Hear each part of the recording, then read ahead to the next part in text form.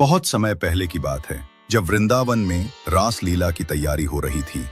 यह कोई साधारण रास नहीं थी, बल्कि वह महारास था जिसमें स्वयं भगवान श्री कृष्ण गोपियों संग नृत्य करते हैं। लेकिन यह लीला इतनी दिव्य और पवित्र थी कि उसमें कोई भी अदृश्य भाव से या पुरुष रूप में सम्मिलित नहीं हो सकता था। भगवान शिव, जो स्वयं वैराग्य के परम उदाहरण हैं, उन्हें यह जानने की तीव्र इच्छा हुई कि श्री कृष्ण की यह रास लीला कैसी होती है। शिवजी कैलाश से निकल पड़े वृंदावन की ओर। वे तपस्वी थे, जटाधारी थे, पुरुष थे, लेकिन रास में प्रवेश की अनुमति केवल गोपियों को ही थी।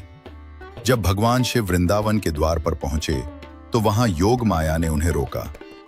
कहा, प्रभु, इस लीला में केवल गोपियां ही प्रवेश कर सकती हैं, पुरुष का प्रवेश वर्जित है। शिवजी ने विनती की, मैं कोई मनोरंजन या लोभ से नहीं आ रहा, मैं तो उस दिव्य प्रेम को देखना चाहता हूं जिसमें श्री कृष्ण और गोपियों का आत्मा से आत्मा का मिलन होता है। योग माया ने उन्हें आशीर्वाद दिया और यमुना में स्नान करवाकर भगवान शिव को एक सुंदर गोपी का रूप प्रदान किया। अब भगवान शिव एक सुशोभित गोपी के रूप में रास स्थल में प्रवेश करते हैं, परंतु श्री राधा रानी तो स्वयं अधिपति हैं रास की।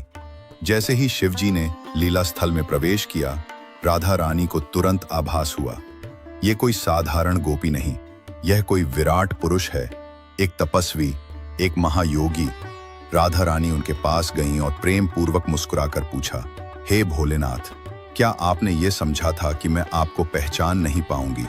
शिवजी हाथ जोड़ते हैं, कहते हैं, हे राधे, मुझे भी उस प्रेम का दर्शन दो जिसमें कृष्ण तक स्वयं को खो देते हैं। राधा रानी ने उन्हें आशीर्वाद दिया, आपका प्रेम, भक्ति और समर्पण अद्वितीय है।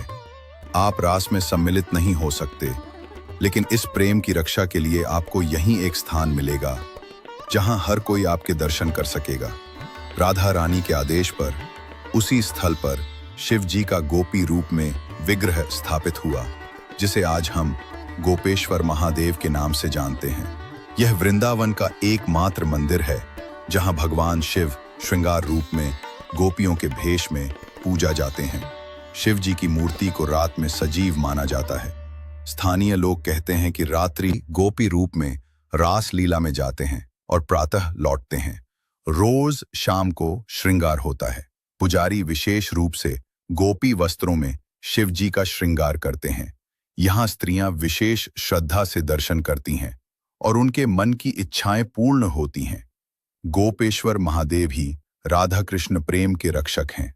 यदि कोई सच्चे मन से प्रेम, भक्ति और समर्पण की भावना से दर्शन करे तो उसका हृदय वृंदावन की भक्ति में डूब जाता है। यह कोई साधारण कथा नहीं, यह उस स्तर की भक्ति का प्रमाण है जहां परम वैरागी महादेव भी प्रेम के आगे नतमस्तक हो जाते हैं। यदि यह कथा आपके हृदय को छू गई है तो एक बार आप वृंदावन में गोपेश्वर महादेव के दर्शन अवश्य करें। शायद वहां जाकर आपको भी राधा रानी की अनुभूति हो। और अगर इस कथा ने आपके मन को छू लिया हो तो हमारे चैनल को जरूर सब्सक्राइब करें।